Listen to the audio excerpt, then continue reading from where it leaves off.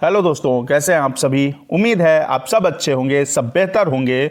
दोस्तों, आज का ये मॉक टेस्ट आपका मोस्ट इंपॉर्टेंट होने वाला है, क्योंकि आज के इस मॉक टेस्ट में मैंने ईवीएस के टॉप लेवल के क्वेश्चंस लिए हैं जो आपके रीट 2025 के लिए बहुत हेल्प करने वाले हैं। तो शुरू करें आज का ये मॉक टेस्ट। अपना स्कोर बताइएगा दोस्तों लास्ट में, जब आप पूरे क्वेश्चन कर लीजिएगा। यहां पर शुरू करेंगे। पहला क्वेश्चन आपकी स्क्रीन पर है धुआंधार तरीके से। क्वेश्चन क्या कह रहा है, विश्व वन्य जीव दिवस प्रत्येक वर्ष कब मनाया जाता है, यह बताना है आपको। ऑप्शन है 23 मार्च, 16 आपका सितंबर, या 3 मार्च, या आपका इनमें से कोई नहीं।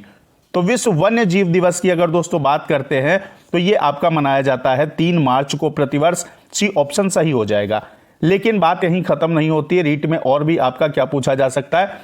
16 सितंबर की अगर बात करें तो ओजोन दिवस दोस्तों कब मनाया जाता है, तो ओजोन दिवस के लिए आपका 16 सितंबर हो जाएगा।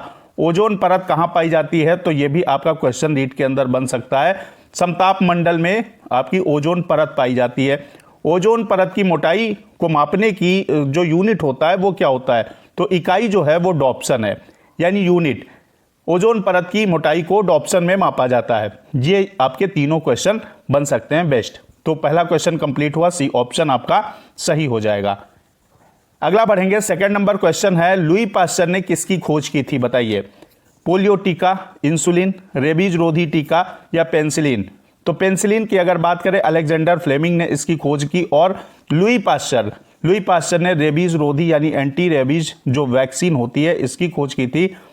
आपका रेबीज किन जानवरों के काटने से होगा, सबसे पहले तो सबसे जाना पहचाना कुत्ते के काटने से रेबीज होता है, और आपका लोमड़ी हुई या आपका बिल्ली हुई इनके काटने से भी रेबीज होता है। तो यहां सी ऑप्शन सही हो जाएगा। अगला बढ़ेंगे और आपका थर्ड नंबर क्वेश्चन लेंगे। क्वेश्चन है, निम्नलिखित में से कौन सा एंजाइम अग्नाशय द्वारा स्रावित नहीं होता है, यह बताना है। कौन सा अग्नाशय के द्वारा रिलीज नहीं होता है, क्या रेनिन है, लाइपेज, ट्रिप्सिन, एमाइलेज। तो अगर बात करें दोस्तों यहां पर एंजाइम ऐसा जो अग्नाशय द्वारा रिलीज नहीं होता है वो आपका क्या हो जाएगा, वो रेनिन हो जाएगा। ए ऑप्शन आपका करेक्ट हो जाएगा। बाकी ये सारे आपके क्या है, अग्नाशय द्वारा रिलीज होते हैं। बढ़ेंगे, अगला क्वेश्चन लेंगे और 4 नंबर क्वेश्चन है आपका, राजस्थान का राज्य वृक्ष कौन सा है। जिन लोगों ने सीटेट मेरे से पढ़ा है वो जानते होंगे कि मैंने बहुत इस वृक्ष को पढ़ाया है। सीटेट में चूंकि ये बहुत ज्यादा पूछा जाता है, एनसीईआरटी में दिया गया है। अब यहां से आप खेजड़ी, नीम, पीपल या रेगिस्तानी ओक, तो यहां अगर किसी ने पढ़ा नहीं है तो डी ऑप्शन ही लगाएगा, क्योंकि आदमी कॉन्सेप्ट लगाता है आपका राजस्थान के अंदर रेगिस्तान है तो यहां रेगिस्तानी ओक पाया जाता है, जबकि रेगिस्तानी ओक आपका ऑस्ट्रेलिया के अंदर पाया जाता है, ना कि यहां आपका राजस्थान के अंदर। ठीक है, यह ऑस्ट्रेलिया में पाया जाता है। राजस्थान का जो राज्य वृक्ष है वो दोस्तों खेजड़ी है, खेजड़ी वृक्ष है। इसकी विशेषता जान लीजिए। इसकी विशेषता होती है कि इसकी लकड़ी में कीड़ा नहीं लगता है और इसकी फलियों की सब्जी खाई जाती है। ठीक है, तो खेजड़ी वृक्ष जो है वो आपका राजस्थान का राज्य वृक्ष हो जाएगा। ए ऑप्शन सही है। अगला बढ़ेंगे और अगला 5 नंबर क्वेश्चन लेंगे। 5 नंबर क्वेश्चन दोस्तों कहता है, सीताबाड़ी का मेला। सीताबाड़ी का मेला ये आया हुआ क्वेश्चन है आपके रीट के अंदर। सीताबाड़ी का मेला जो सहारिया जनजाति का कुंभ, लघु कुंभ बोल सकते हैं सहारिया जनजाति का, जहां लगता है वो जगह कौन सी है। तो सीताबाड़ी का मेला क्या प्रतापगढ़, सवाई माधोपुर, बारां या अजमेर। तो यहां पर अगर बात करें पुष्कर की तो एकमात्र आपके ब्रह्मा जी का मंदिर जो है वो पुष्कर में है राजस्थान के अंदर। यहां पर अगर सीताबाड़ी का मेला जो सहारिया जनजाति का कुंभ बोला जाता है वो केलवाड़ा नाम की जगह पर बारां डिस्ट्रिक्ट में लगता है। बारां जिला आपका राजस्थान के अंदर, वहां के केलवाड़ा में। ठीक है, ऑप्शन सी राइट हो जाएगा। अगला बढ़ेंगे और अगला लेंगे 6 नंबर क्वेश्चन।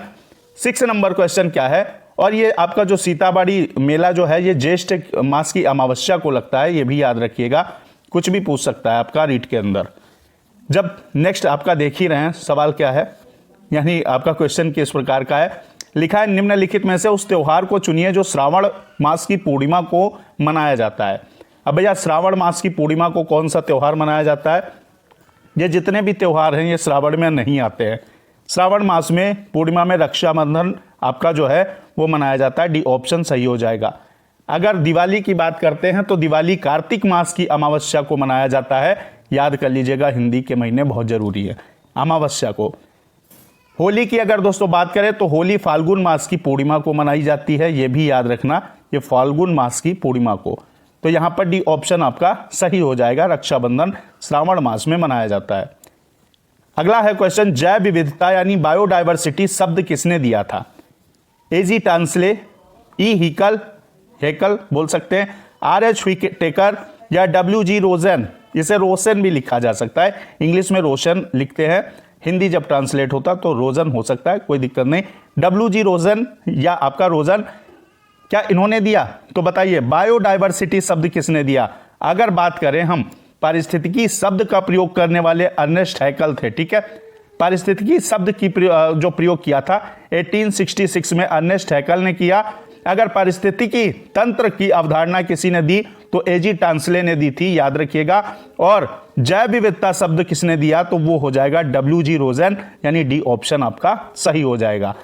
बढ़ेंगे, अगला क्वेश्चन लेंगे 8 नंबर। तो 8 नंबर क्वेश्चन आपका क्या कह रहा है, जो जातियों की रेड डाटा बुक प्रकाशित करता है वह संगठन कौन सा है? रेड डाटा बुक क्या होती है दोस्तों? इसमें क्या होता है कि जो ऐसे जानवर, ऐसी प्रजातियां जो विलुप्ति के कगार पर हैं, जो संकटग्रस्त प्रजातियां हैं, उनको सम्मिलित किया जाता है। अब ये रेड डाटा बुक प्रकाशित कौन करता है? क्या आपका ICFRE या WWF या IUCN या UNEP? तो रेड डाटा बुक प्रकाशित करता है आपका IUCN, यानी इसका अगर पूरा नाम बात करें तो अंतरराष्ट्रीय प्रकृति संरक्षण संघ।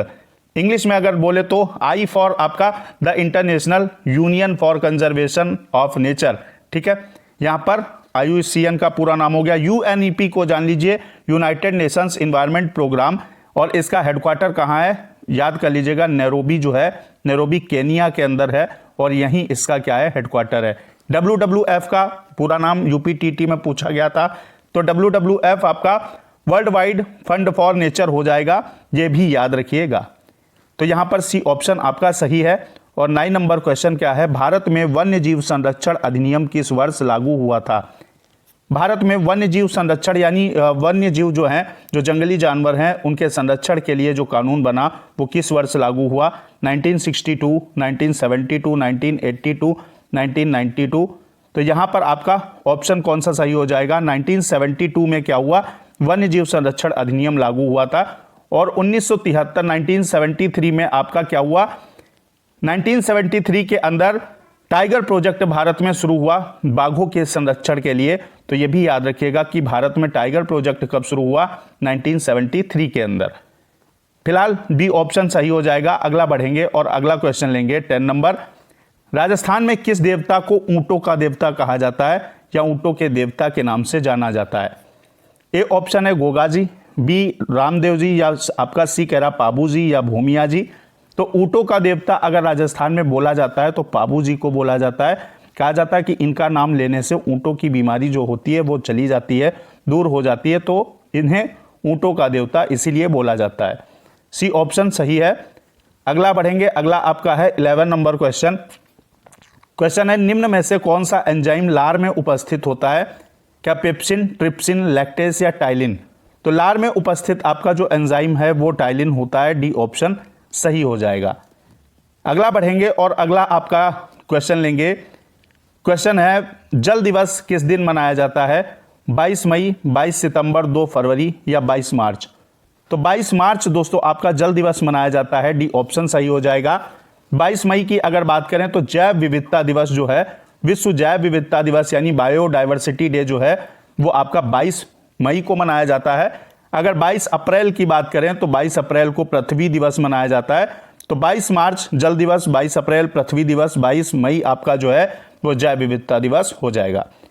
डी ऑप्शन आपका सही है। बढ़ेंगे अगला और अगला 13 नंबर क्वेश्चन है, निम्नलिखित में से राजस्थान के किस दुर्ग को चिड़िया टूंक के नाम से भी जाना जाता है? राजस्थान में ऐसा कौन सा दुर्ग है जिसे चिड़िया टूंक के नाम से जाना जाता है? रणथंभौर का दुर्ग, मेहरानगढ़, कुंभलगढ़ या सोनार किला? तो चिड़िया टूंक के नाम से जाना जाने वाला दुर्ग जो है वो आपका मेहरानगढ़ दुर्ग है। बी आपका ऑप्शन सही हो जाएगा। रणथंभौर का दुर्ग जो है वो आपका सवाई माधोपुर जिले के अंदर है। इसे दोस्तों क्या किया गया? यूनेस्को द्वारा विश्व धरोहर स्थल में शामिल किया गया था। तो ए ऑप्शन आपका नहीं बल्कि बी सही हो जाएगा। ए के बारे में ये डिटेल मैंने आपको बताई। अगला बढ़ेंगे, अगला आपका है 40 number question. Gregor John Mendel ने शोध कार्य किया था। ग्रेगर जॉन मेंडल को अनुवांशिकी का फादर बोला जाता है, पिता बोला जाता है। ये एक मॉन्क थे, यानी पादरी थे, और इन्होंने चर्च में बगीचा था, बगीचे में मटर के पौधे पर इन्होंने प्रयोग किया था। तो सी ऑप्शन आपका सही हो जाएगा, बाकी के रॉन्ग हो जाएंगे। अगला बढ़ेंगे और 15 नंबर क्वेश्चन क्या है, कपड़ों का कौन सा समूह बिना सिले पहना जाता है, यानी सिला नहीं जाता, उसकी सिलाई नहीं की जाती है। ए ऑप्शन देखेंगे तो इसमें साड़ी, कमीज सिलकर आपकी पहनी जाती है, टोपी भी सिली जाती है। पगड़ी, साड़ी, कुर्ता, यहाँ पर कुर्ता सिला जाता है। टी शर्ट, लुंगी, टोपी, यहाँ पर तो टी शर्ट आपकी और टोपी ये आपकी सिली जाती है, भाई टोपी भी सिलकर ही बनाई जाती है। धोती, साड़ी, पगड़ी, यहाँ पर ये वाला ग्रुप जो है ये बिना सिले पहना जाता है। डी ऑप्शन थम्स अप करेंगे और बढ़ेंगे आगे 16 नंबर। चैनल को दोस्तों सब्सक्राइब करके बेल आइकन प्रेस कर लीजिएगा, अपने फ्रेंड्स तक शेयर कर दीजिएगा जो भी आपके रीट 2025 के लिए प्रिपरेशन कर रहे हैं, उनको ये वीडियो आप दे दीजिएगा अगर आपकी इच्छा करे। 16 नंबर क्वेश्चन है आपका, राजस्थान का जिला जो राज्य के अधिकतम जिलों के साथ अपनी सीमा साझा करता है, ऐसा कौन सा जिला है जो सबसे ज़्यादा जिलों के साथ सीमा साझा करता है? भीलवाड़ा, अजमेर, बाड़मेर या नागौर? तो भीलवाड़ा से संबंधित क्वेश्चन रीट के अंदर आ चुका है। भीलवाड़ा को क्या बोला जाता है? राजस्थान का मैनचेस्टर बोला जाता है, याद रखिएगा। और नागौर इसका राइट जवाब होगा। नागौर की सीमा जो लगती है 7 जिलों से लगती है, जिसमें आपका जयपुर हो जाएगा, अजमेर हो जाएगा, पाली हो जाएगा, और फिर उसके बाद जोधपुर, बीकानेर, चुरू, ठीक है, चुरू और सीकर, ये आपके जो जिले हैं इनसे नागौर की सीमा लगती है। 7 जिले हैं लगभग। और नागौर से ही 2 अक्टूबर 1959 यानी 1959 को पंचायती राज व्यवस्था की शुरुआत भी की गई थी। तो ये सारे पॉइंट आपको याद रखने हैं। रामदेव पशु मेला अगर बात करें तो आपका नागौर में, बलदेव पशु मेला अगर बात करें तो आपका नागौर के अंदर लगता है, और वीर तेजा जी मेला आपका नागौर के अंदर लगता है। तो ये सारी चीजें हो गई, डी ऑप्शन आपका सही है। 17 नंबर क्वेश्चन है, बर्फ से बनाया गया घर क्या कहलाता है? इग्लू, रैन बसेरा, हरित गृह या बसेरा? तो बर्फ से जो घर बनाए जाते हैं उन्हें इग्लू बोला जाता है, और यहाँ एस्किमो जनजाति रहती है, ये भी याद रखिएगा, इसमें एस्किमो जनजाति द्वारा ये घर बनाए जाते हैं। अगला बढ़ेंगे और अगला आपका है 18 नंबर, कहता है अफीम किससे प्राप्त होती है? तो यहां पर क्या पेपावर सोमनीफेरम है? एलोवेरा से अफीम तो प्राप्त नहीं होती है। सिनकोना से आपकी मलेरिया की जो दवाई है कुनैन सिनकोना पेड़ से ही बनाई जाती है, तो सिनकोना मलेरिया के लिए हो जाएगा। यहाँ पर सेंटेला एशियाटिका ये भी नहीं है। यहाँ अफीम जो प्राप्त होती है पेपावर सोमनीफेरम से प्राप्त होती है, ये ऑप्शन सही हो जाएगा। और बढ़ेंगे अगला आपका 19 नंबर क्वेश्चन, वनोन्मूलन यानी आपका डिफॉरेस्टेशन का रिजल्ट क्या होगा, दुष्परिणाम क्या होगा? वनों की कटाई का, वनोन्मूलन मतलब वनों की कटाई या डिफॉरेस्टेशन, इसका दुष्परिणाम क्या होगा? मृदा अपरदन में वृद्धि यानी मिट्टी के कटाव में वृद्धि होगी, मिट्टी के कटाव में कमी होगी, वन्य जीव जंतुओं की संख्या में वृद्धि होगी, वर्षा में वृद्धि होगी।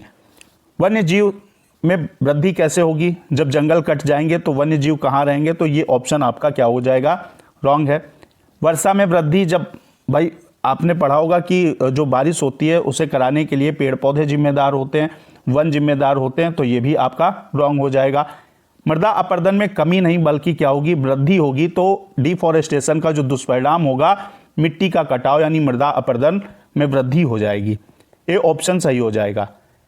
अगला है आपका 20 number question, most important, Ranikhet रोग किससे संबंधित है?